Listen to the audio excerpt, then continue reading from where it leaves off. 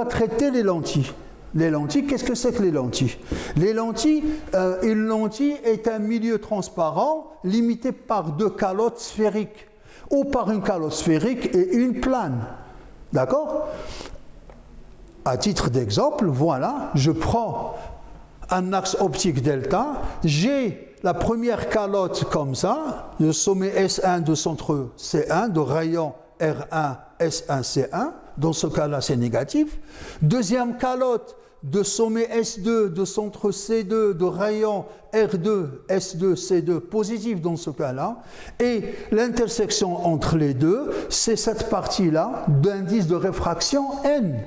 On appelle lentille. D'accord? Une lentille, voilà, de cette forme-là. Je peux citer les différentes formes que je peux fabriquer de lentilles. Soit ce style-là, soit ce style-là. Et on va les nommer par la suite. D'accord? Et je constate que chaque fois, j'ai une épaisseur. S1, S2. L'épaisseur, si vous voulez, l'épaisseur du milieu matériel d'indice N. Si ce milieu S1, S2 est faible, cette épaisseur est faible par rapport au rayon R1, par rapport au rayon R2, et parfois, je dirais, par rapport à l'écart entre R1 et R2, on dit qu'il s'agit d'une lentille mince.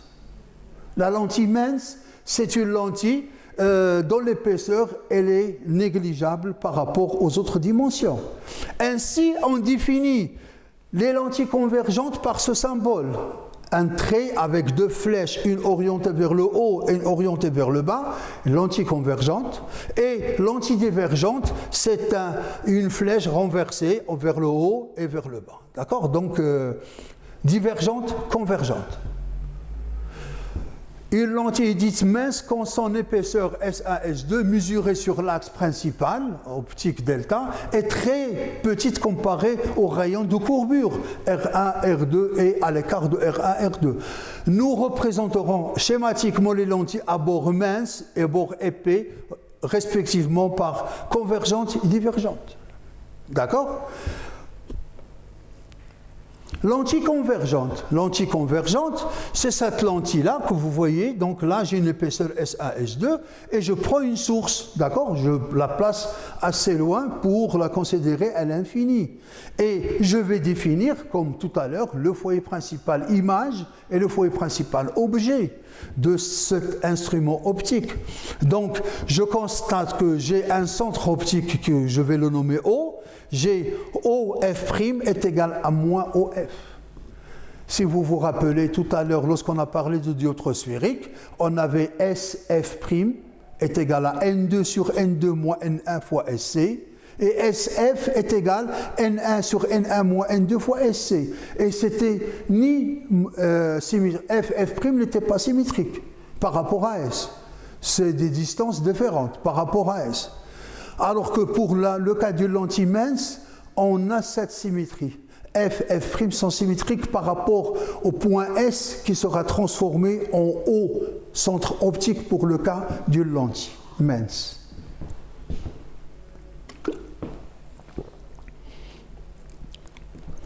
Là, je vous illustre une loupe que vous connaissez tous, exposée au soleil. Le soleil renvoyé, on supposait placé à l'infini.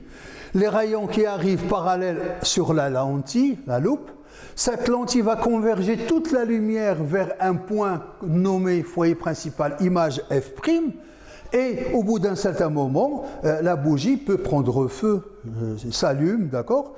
Donc là, la même chose, j'ai le foyer principal image F', c'est la concentration de toute la lumière qui arrive sous un faisceau parallèle. La source est placée à l'infini, supposé. Cette lumière, ce faisceau parallèle, va traverser la lentille et sera convergée vers le foyer principal image F'. Telle que cette distance-là, je vais la nommer distance focale de la lentille. Je prends une règle, je mesure la distance entre la loupe et ce point-là, je vais mesurer la distance focale de la loupe. Donc j'ai le point situé à l'infini, son image elle est là. Voilà notre représentation. J'ai une lentille convergente par le symbole que je présentais tout à l'heure. L, c'est cette lentille. Son axe optique, c'est delta. Son centre optique, c'est O. Tout rayon lumineux qui traverse la lentille par le centre optique, la traverse sans aucune déviation. D'accord? Donc le rayon ne sera pas dévié. Il continue son chemin comme si rien n'était. C'est le centre optique.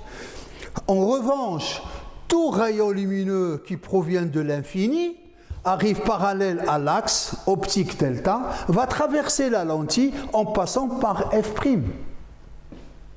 D'accord? Et tout rayon lumineux qui passe par le point F, le foyer principal objet, va traverser la lentille de façon parallèle à l'axe. Et il va vers l'infini. C'est pour ça qu'on dit F est conjugué avec l'infini et l'infini conjugué avec F' par l'instrument qui est la lentille mince convergente ici. D'accord? Pour le cas expérimentation de labo, j'ai A placé à l'infini, assez loin au laboratoire.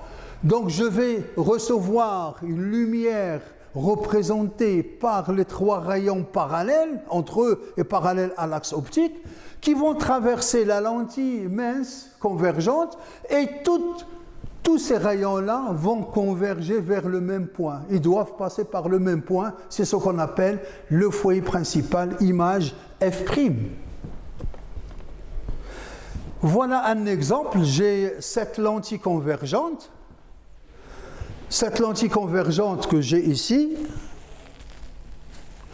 j'ai en face un objet AB.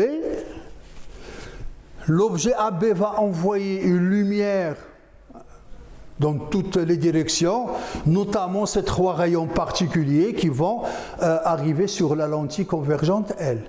Le rayon parallèle à l'axe va être transformé par la lentille par un rayon qui doit absolument passer par F'. Le rayon qui sort de B et qui va attaquer la lentille par le centre optique va traverser sans aucune déviation. En revanche, le rayon B, le rayon bleu qui sort de B et qui va passer par F, arrive au niveau de la lentille. La lentille va le transformer en un rayon parallèle à l'axe delta et qui va l'envoyer vers l'infini. Les trois rayons, après avoir traversé la lentille, les trois rayons émergents, vont se couper ici pour me donner l'image A'B'. Donc B a pour image B' et le point A de l'axe a pour image un point de l'axe A'. Bien sûr, il y a une relation de conjugaison. Si je connais la position de l'objet A par rapport à O, c'était S de tout à l'heure pour le dioptre sphérique, je peux déterminer celle de A' par rapport à O. D'accord? J'ai les foyers F, F' et je peux analyser l'image A'B' par rapport à l'objet AB en appliquant la relation de conjugaison et le grandissement que vous voyez devant vous. Donc, pour le cas de la relation de conjugaison, là, je n'ai pas d'indice de réfraction, le N1, N2 vont sauter, donc j'ai 1, 1, 1. Puisque j'ai une réfraction, j'ai changement la lentille va changer la direction, donc c'est une réfraction, j'ai le signe moins ici. Le terme image moins le terme objet est égal au terme d'instrument, qui est la lentille. Le grandissement transversal, c'est le rapport de l'image A'B' sur AB. Dans ce cas-là, d'après les triangles semblables, je peux le démontrer, ce n'est pas un problème. Donc j'ai OA' sur OA. D'accord? Vous n'avez qu'à considérer ce triangle. OA'B', ce triangle, et OAB, ce triangle-là. Théorème de Thalès, ça et ça sont parallèles. Cet A'B' sur AB est égal à OA' sur OA. Théorème de Thalès ou les triangles semblables, vous pouvez retrouver cette formule de grandissement linéaire que vous avez là. Voilà un autre exemple. J'ai deux objets différents. J'ai la lettre R, un objet, éclairé par derrière. Donc c'est pour qu'il envoie la lumière vers la lentille convergente. Cette lentille va transformer toute la lumière issue de cet objet R en une lumière qui va me former le R. Et vous voyez l'image A'B', elle est renversée, comme tout à l'heure. L'objet AB orienté vers le haut, l'image renversée vers le bas, donc j'ai gamma T négatif. OA' sur OA négatif. Très bien. Et je peux déterminer cette position si je connais celle-là, selon cette relation de conjugaison, appelée relation de Descartes. 1 sur OA' moins 1 sur OA est égal à 1 sur OF', c'est-à-dire la distance focale de la lentille convergente ou divergente, la lentille mince. Deuxième exemple, j'ai un danseur imagé par cette lentille-là de centre optique O de foyer objet F, foyer image F', c'est la lentille convergente, puisque les deux foyers sont convergents. Je trace, je tiens cette image A'B', l'image du danseur, elle est renversée. Et je peux dire, la taille de l'image A'B', elle est légèrement plus petite que l'objet AB. Et elle est située à telle position, si je connais la position de l'objet, par la relation de conjugaison, par le traçage. Donc je peux dire AB a pour image A'B'. La même chose pour cette loupe que vous voyez là. Je n'arrive pas à lire ce texte qui est écrit très faible, très petit. Je n'arrive pas à le lire, à l'œil nu. J'utilise la loupe que vous voyez là, et je vais agrandir. Ça veut dire quoi, agrandir? Agrandir, c'est-à-dire former une image. Cette lentille, cette loupe, va vous former une image A'B' beaucoup plus grande que l'objet. C'est pour ça que je lis à travers la loupe et je vois l'image. Ce que je lis là, ce mot-là, un contrôle, c'est l'image du mot contrôle écrit en petit, que je n'arrive pas à lire à l'œil nu. J'utilise un instrument optique qui est la loupe, pour avoir une image beaucoup plus grande, A'B'. Elle est virtuelle, certes, mais plus grande. Ça va me faciliter la tâche pour la lecture. Donc je lis comme ça, très bien. Et la relation de conjugaison plus le grandissement, j'ai ça. Pour l'antidivergente, c'est cette forme-là, elle est épais, on dit l'anti-épais. À bord épais plutôt. Donc plan focaux, donc je cherche à déterminer le plan focal. J'ai la définition. F' est l'image de l'infini par l'instrument et F a pour image l'infini par l'instrument. Je vais prendre la source à l'infini. Donc le foyer F' doit être situé là, puisque là c'est une lentille divergente, les foyers doivent être divergents. Les rayons qui arrivent de l'infini parallèle entre eux seraient transformés par la lentille en trois rayons divergents qui vont diverger, que je prolonge, les trois je les prolonge, et les prolongements des trois rayons vont se couper au point F'. Le foyer principal image F'. Donc j'ai toute lumière qui arrive parallèle à l'axe optique sera transformée par la lentille divergente en un rayon qui diverge dans ce sens-là. Je le prolonge, il doit passer par F', et tout rayon lumineux qui semble passer par F sera transformé par la lentille en un rayon parallèle à l'axe. D'accord? J'ai OF' est égal à moins OF. F', ce sont deux foyers principaux, images et objets, qui sont virtuels pour cet exemple de lentille divergente. Je vais tracer l'image AB formée par cette lentille divergente.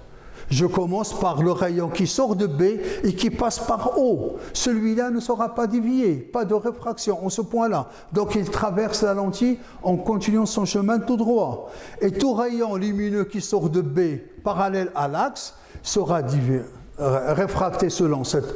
Je prolonge le prolongement qui passe par F', et le rayon vert qui sort de B et qui semble partir vers F, il sera transformé par la lentille divergente par ce rayon parallèle à l'axe delta. Les trois rayons rouge, vert, bleu, après avoir traversé la lentille divergente, je vais les prolonger. Je le prolonge dans ce sens-là et les trois prolongements vont se couper en ce point-là. C'est l'image B' du point B. Donc j'obtiens l'image A'B', elle est formée là, que je peux observer en se mettant de ce côté-là. Je vais voir cette image A'B' et je constate qu'elle est virtuelle Elle est droite orientée dans le même sens que AB, mais elle est plus petite que par rapport à AB. Donc gamma T, que si je veux la calculer, elle sera positive A'B' sur AB. Mais sa valeur est inférieure à 1. C'est 0, quelque chose. Puisque la taille de l'image est inférieure à celle de l'objet. Et la position de l'image, je l'obtiens à partir de la formule, si je connais cette position OA. Je peux déterminer OA', connaissant bien sûr OF'. La relation de conjugaison d'une lentille. Voilà la relation de conjugaison d'une lentille. Les systèmes que je peux avoir comme ça.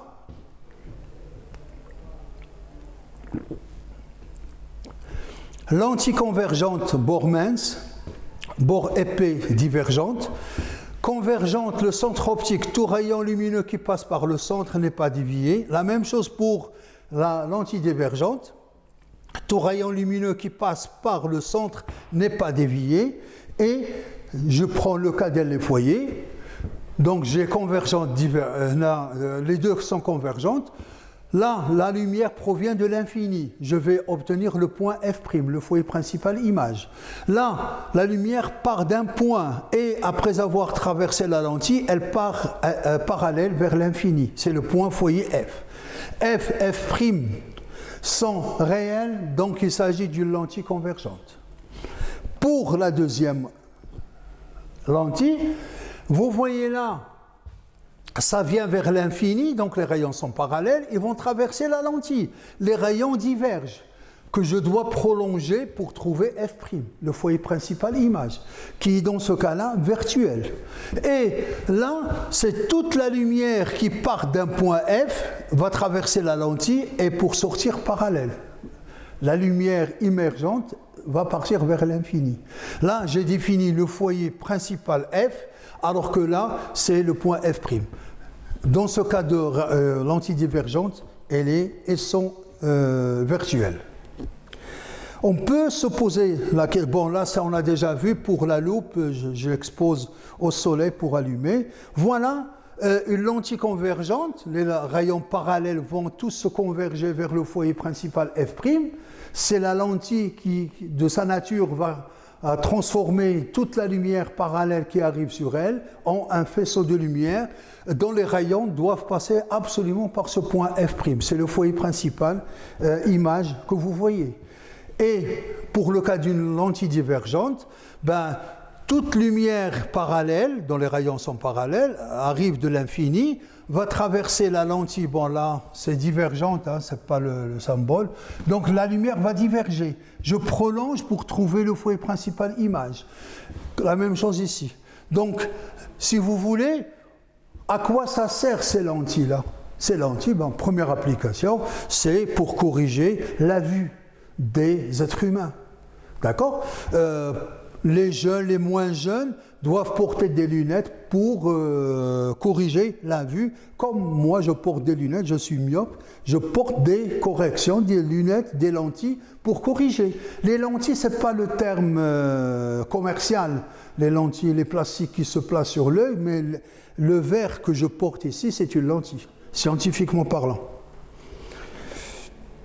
Voilà, je peux former une image, j'ai un objet qui est la lettre F éclairée, traverse, on voit la lumière vers la lentille, cette lentille convergente va transformer toute la lumière incidente en une lumière qui va se focaliser sur ce point F renversé. Donc j'obtiens une image renversée A'B' que je peux analyser par la suite. Donc lentille convergente, les foyers sont convergents, sont réels. Divergentes, les foyers sont virtuels. Je peux faire une image virtuelle à l'aide d'une loupe pour agrandir. J'ai un texte, je n'arrive pas à le lire, tellement il est écrit en police de caractère faible que mon œil n'arrive pas à lire.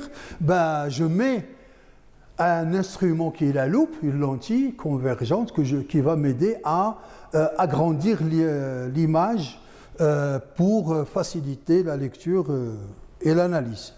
Voilà, on va tracer l'image A'B' de cet objet AB formé par cette lentille convergente L d'axe optique delta. Donc je peux dire AB a pour image A'B' par la lentille. voilà, je mets les trois règles, les trois rayons particuliers, le parallèle, celui qui passe par le centre, celui qui passe par F, et je peux obtenir une image A'B' ici, que vous voyez. Cette image, elle est renversée, placée à une position par rapport à O que je peux déterminer, soit graphiquement, soit par le calcul, si je connais cette position OA. Voilà, donc relation de conjugaison et grandissement. Deuxième cas, mise au point à l'infini. C'est-à-dire, je prends l'objet AB, je le place sur le foyer principal objet. Tout à l'heure, on a dit que le point F a pour image, par la lentille, l'infini. Donc l'image A'B' de cet objet AB sera rejetée à l'infini. Comment on va le tracer? Eh bien, regardez, les deux rayons suffisent pour dire que l'image est rejetée à l'infini. J'applique là, j'ai OA, c'est égal à OF, moins 1 sur OF, c'est égal à plus 1 sur OF', que je simplifie là et là. Donc il me reste 1 sur OA' est égal à 0, que je vais inverser pour dire que OA' est égal, tend vers l'infini. Par conséquent, l'image est rejetée à l'infini. Dans ce cas, ce n'est pas la peine de parler de grandissement linéaire, on parle de grandissement angulaire. Bon, on verra ça plus tard. Très bien. Donc, troisième cas, j'avance l'objet AB.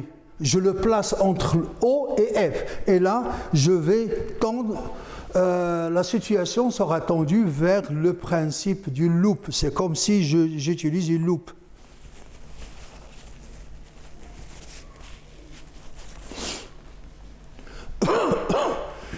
Donc, même chose, je prends deux rayons particuliers issus de B, de l'objet AB. Le parallèle est celui qui passe par le centre, donc là, il n'y a pas de déviation.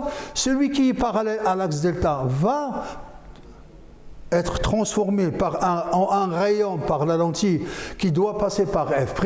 Les deux rayons divergent, ils ne vont pas se couper. Je prolonge, je vais obtenir une intersection en ce point-là, c'est le point B'. Donc j'ai l'image A'B', et si je veux regarder, je place mon œil de ce côté-là, je vois à travers la loupe pour lire A'B', l'image. L'image virtuelle peut être vue à l'œil nu, comme être enregistrée à l'aide d'un appareil photo, mais ne peut pas être projetée sur un écran. Pour voir A'B', cette image virtuelle, on est obligé de voir à travers l'instrument. C'est le cas ici. Vous avez cette loupe qui agrandit le texte, écrit avec une police de caractère faible, de telle sorte que l'œil nu n'arrive pas à lire. À l'aide de la loupe, je peux agrandir et lire l'image A'B'. Et voilà, donc c'est le principe de la loupe que vous avez ici. Pour le cas d'une lentille divergente, on a vu tout à l'heure, donc j'ai un objet AB, cette lentille de centre optique O, de foyer F' et F qui sont virtuelles, c'est pour ça qu'elle est divergente, je vais transformer l'objet AB en une image A'B'. Et pour tracer l'image, je me base sur les trois rayons particuliers qu'on a déjà nommés. Le parallèle, celui qui passe par F et celui qui passe par le centre. Celui qui passe par le centre optique traverse la lentille sans aucune déviation. Celui qui passe par F va être transformé en un rayon qui part parallèlement à l'axe optique delta vers l'infini. Et celui qui arrive parallèle sera transformé en un rayon tel que lui ou son prolongement doit passer par le foyer principal F'. L'intersection des trois rayons eux-mêmes qui divergent, donc il n'y a pas d'intersection des rayons. Par contre, il y a l'intersection de leur prolongement. Je prolonge chaque rayon ainsi obtenu, le rouge, le bleu et le vert, et je vais obtenir l'intersection en ce point-là, qui n'est rien d'autre que B', l'image du point B. L'objet AB a pour image l'image A'B', qui est virtuelle, droite, plus petite que l'objet. Donc, sa position, je peux la calculer à l'aide de la relation de conjugaison, et sa taille, je peux l'obtenir à l'aide de la formule de grandissement transversal. On peut se poser la question, à quoi ça sert ces lentilles? Ces lentilles, bon, la position de l'objet permet de fixer celle de l'image à l'aide de cette lentille-là. Et l'utilité, comme j'ai dit tout à l'heure, c'est pour corriger la vue, les défauts de vision des personnes. Par exemple, cet enfant-là qui a un problème de vision, soit il est myope, soit il est hypermétrope, soit stigmate, ça dépend. Mais en tout cas, chacun de ces défauts-là sera corrigé en administrant à cet enfant-là le port de lunettes de correction. Et ces verres portent le nom des lentilles. Selon son défaut, on va calculer de telle sorte à corriger son défaut par un verre donné. Ce verre permet de placer l'image vue sur la rétine de cet enfant afin qu'il puisse observer les objets d'une façon nette. D'accord? Donc voilà l'utilité première, c'est très commun. Deuxième, quand j'utilise un appareil photo, je prends des photos, il faut savoir que l'appareil photo a un objectif. L'objectif, c'est une lentille convergente qui va travailler selon les principes de l'optique géométrique pour former une image nette. Et on se place dans l'approximation de Gauss, ainsi de suite. Je peux faire l'association de deux lentilles convergentes pour obtenir ce qu'on appelle un microscope. Un microscope, si je suis par exemple dans le domaine de la biologie, je m'intéresse à des bactéries ou à des virus pour les analyser et étudier, j'ai besoin de faire une image. L'objet en lui-même, il est très faible pour qu'elle puisse être vu soit par une loupe ou par l'œil nu. Donc on a besoin d'un système optique qui va nous permettre, vous voyez là le microscope, c'est deux lentilles, l'objectif et l'oculaire. L'objectif va me donner une image intermédiaire que je vais agrandir par l'oculaire. L'oculaire, c'est une superbe loupe.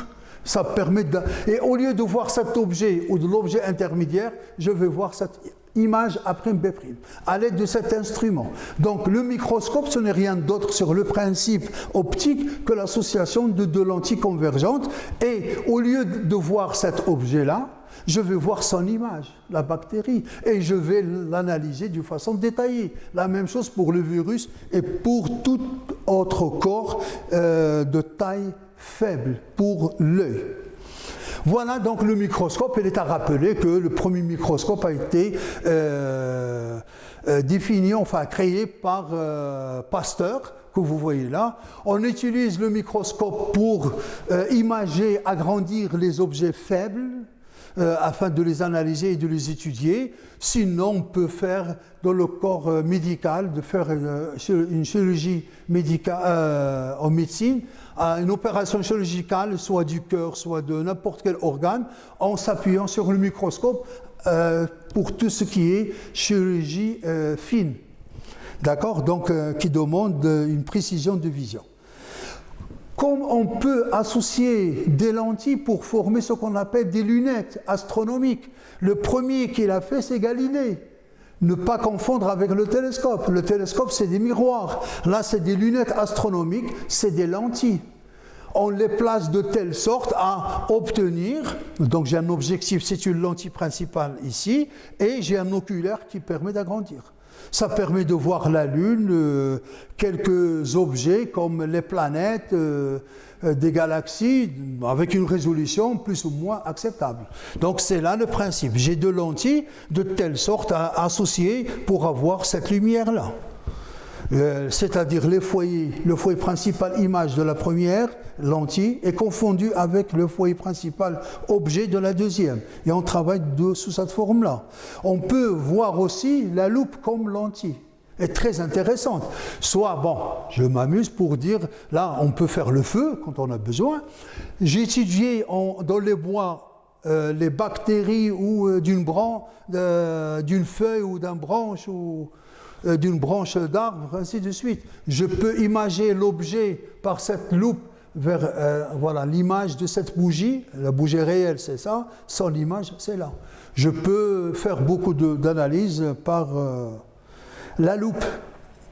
D'accord? Donc, je peux analyser des objets microscopiques, très faibles, un insecte, une araignée, tout ce que vous voulez. Donc, la loupe me permet de mieux analyser les objets. Je répète, pour les lunettes astronomiques, lunettes de Galilée, ça permet de voir la Lune, les cratères de la Lune.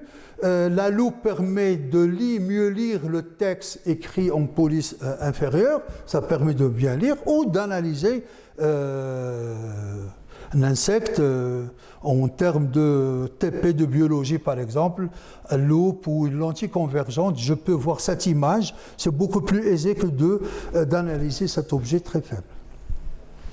Enfin, je rappelle, bon là c'est juste pour vous fixer les idées, j'ai une lentille mince convergente, par exemple une loupe, je place l'objet entre le centre haut et le foyer principal objet, j'ai ce petit bonhomme, très difficile à voir, à détailler, ben je forme une image à l'aide de cette loupe. Cette image, elle est là, très grande, je peux l'analyser de ce côté-là sans problème. Donc j'ai cette image A'B' de cet objet AB. Sinon, si l'objet elle est trop minuscule pour la loupe et pour l'œil nu, je vais utiliser 2 lentilles convergentes pour former ce qu'on appelle le microscope. Donc j'ai l'oculaire et j'ai l'objectif. Première lentille convergente, deuxième lentille convergente. La première lentille convergente qui est l'objectif va me former de cet objet AB une image intermédiaire A1, B1 que je vais agrandir par cette oculaire qui est deuxième lentille, ce qui joue le rôle d'une super loupe. Et je vais former cet objet. Vous voyez, c'est beaucoup plus aisé d'analyser cette image-là que d'analyser cette image. Vous allez me dire qu'elle est renversée, c'est pas grave, on s'adapte à la situation. Donc, cette image-là, porte beaucoup plus de détails que cet objet-là. Voilà, je vous remercie de votre attention et la prochaine séance sera portée sur le cours de l'œil.